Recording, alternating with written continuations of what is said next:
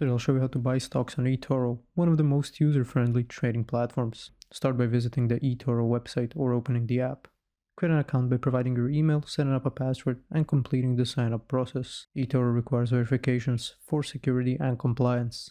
Upload your ID and proof of address. This process can take a few hours to a couple of days, so be patient. In the search bar at the top, type the name or ticker symbol of the stock you're interested in. Click on the result to open the stock's profile, where you can review key data like its performance and financials. Click the trade button and a trade window will appear. Enter the amount you want to invest. Remember, eToro supports fractional shares, so you don't need to buy a full share.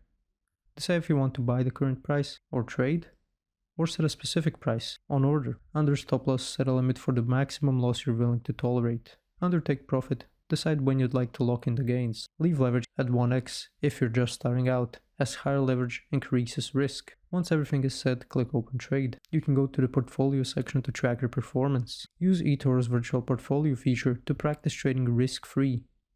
Diversify your portfolio by investing in different sectors to manage risk. And take advantage of eToro's social features to follow experienced traders and learn from their strategies.